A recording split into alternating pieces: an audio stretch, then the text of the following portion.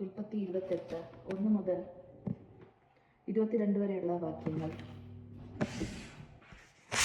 യാക്കോബിനെ വിളിച്ച് അനുഗ്രഹിച്ചു കൊണ്ട് പറഞ്ഞു, കാനാന്യ സ്ത്രീകളിൽ ആരെയും നീ വിവാഹം കഴിക്കരുത്.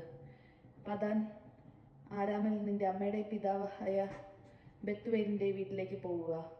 അമ്മയുടെ സഹോദരനായ ലാബാന്റെ പുത്രിമാരിൽ ഒരാളെ ഭാര്യയായി സ്വീകരിക്കുക.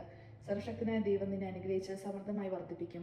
നിന്നിൽ നിന്ന് പല ജനതകൾ ഉളവാകട്ടെ. അബ്രഹാമത്തിന്റെ അനുഗ്രഹം നിനക്കും നിന്റെ സന്തതികൾക്കുമായി അവിടുന്ന് നൽകട്ടെ. ദൈവം അബ്രഹാത്തിനോട് നൽകിയതുമായ ഈ നാട് അവകാശപ്പെടുത്തുകയും ചെയ്യട്ടെ. അങ്ങനെ ഇസഹാക്ക് യാക്കോബിനെ പറഞ്ഞയച്ചു. അവൻ പദാൻ ആരാമിലുള്ള ലാബിന്റെ അടുക്കലേക്ക് പോയി. അരമാനായ ബത്തുവിലിന്റെ മകനും യാക്കോബിന്റെയും ഏസാവിന്റെയും അമ്മ റബേക്കയുടെ സഹോദരനുമാണ് ലബാൻ. ഇസഹാക്ക് യാക്കോബിനെ അനുഗ്രഹിച്ചതും പദാൻ അരാമിൽ നിന്ന് ഭാര്യയെ കണ്ടുപിടിക്കുന്നതും അങ്ങോട്ട് അവനെ പറഞ്ഞയച്ചതും ഏസാവ് അറിഞ്ഞു. അവനെ അനുഗ്രഹിച്ചപ്പോൾ കാനാന്യ സ്ത്രീകളിൽ നിന്ന് ഭാര്യയെ സ്വീകരിക്കരുതെന്ന് അവൻ യാക്കോബിനോട് കൽപ്പിച്ചതെന്നും തന്റെ മാതാപിതാക്കളെ അനുസരിച്ച് യാക്കോബ് പദാൻ അരാമിലേക്ക് പോയെന്നും ഏസാവ് മനസ്സിലാക്കി. കാനാൻ സ്ത്രീകളെ തന്റെ പിതാവായ ഇസഹാക്കിന് ഇഷ്ടമല്ലെന്ന് മനസ്സിലാക്കിയപ്പോൾ ഏസാവ് അബ്രഹാത്തിന്റെ മകനായ ഇസ്മായിലിന്റെ അടുത്തേക്ക് ചെന്ന് അവന്റെ മകളും നൊബയോത്തിന്റെ സഹോദരിയുമായ മഹലത്തിനെ ഭാര്യയായി സ്വീകരിച്ചു. അവനുണ്ടായിരുന്ന മറ്റു ഭാര്യമാർക്ക് പുറമെയായിരുന്നു ഇവൾ. യാക്കോബിന്റെ സ്വപ്നം.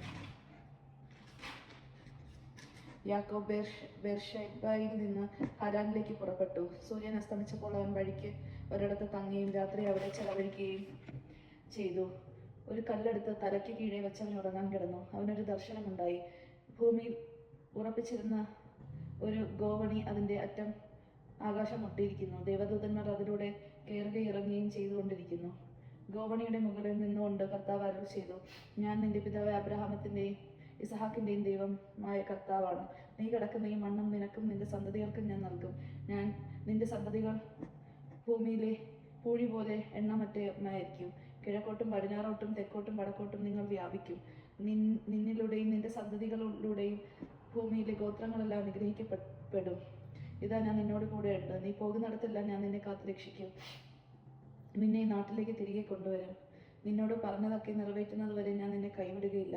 അപ്പോൾ യാക്കോബ് ഉറക്കത്തിൽ നിന്ന് ഉണർന്നു. അവൻ പറഞ്ഞു, തീർച്ചയായും കർത്താവ് ഈ സ്ഥലത്തുണ്ട്, എന്നാൽ ഞാൻ അറിഞ്ഞില്ല. ഭീതി പൂണ്ട് അവൻ പറഞ്ഞു, ഈ സ്ഥലം എത്ര ഭയാനകമാണ്! ഇത് ദൈവത്തിന്റെ ഭവനമല്ലാതെ മറ്റൊന്നുമല്ല. സ്വർഗത്തിന്റെ കവാടമാണിവിടം.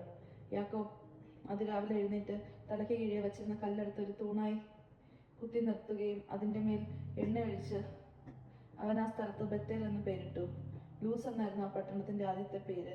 അത് കഴിഞ്ഞ് യാക്കോബ് ഒരു പ്രതിജ്ഞ ചെയ്തു, ദൈവമായ കർത്താവ് തന്റെ കൂടെ ഉണ്ടായിരിക്കുകയും ഈ യാത്രയിൽ എന്നെ സംരക്ഷിക്കുകയും എനിക്ക് ഉണ്ണാനും ഒടുക്കാനും തരികയും എൻ്റെ പിതാവിന്റെ വീട്ടിലേക്ക് സമാധാനത്തോടെ ഞാൻ തിരിച്ച് എത്തുകയും ചെയ്താൽ കർത്താവായിരിക്കും എൻ്റെ ദൈവം.